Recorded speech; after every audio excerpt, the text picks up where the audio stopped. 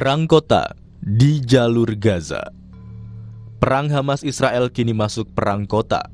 Tak seperti di medan perang lain, Gaza penuh dengan terowongan bawah tanah. Tidak mudah memenangi perang Gaza.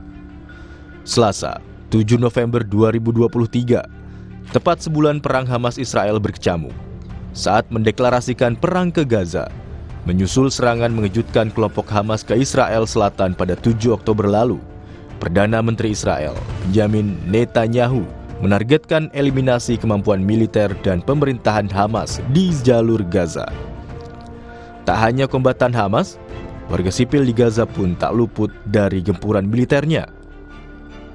Sebulan terakhir, sesuai data Kementerian Kesehatan di Gaza, lebih dari 10.300 warga Palestina, 2/3 diantaranya adalah perempuan dan anak, tewas.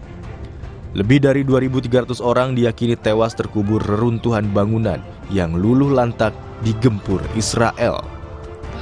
Di pihak Israel, sekitar 1.400 orang tewas dan sekira 240 orang disandra Hamas.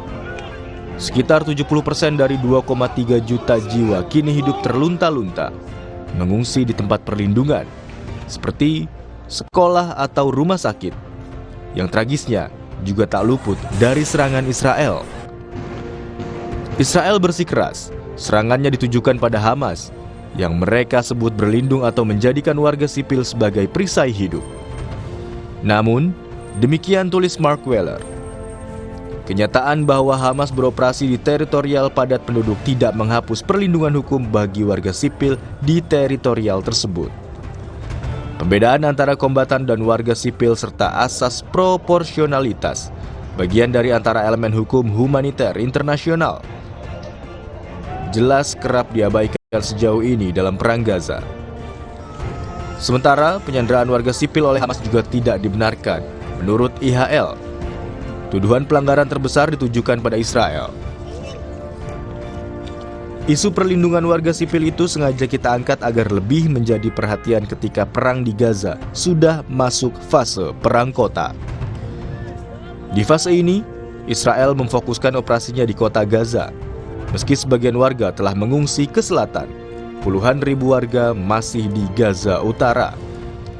Perang kota di Gaza menarik perhatian pengamat dan mantan komandan militer terkait keberadaan, menurut estimasi Israel, 1.300 terowongan yang membentang 483 km di bawah tanah Gaza.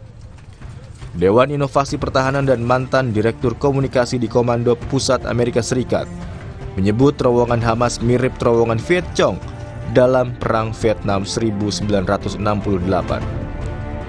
Dalam terowongan, anggota milisi Hamas yang diperkirakan mencapai 40.000 orang bergerak leluasa di bawah tanah. Lalu tiba-tiba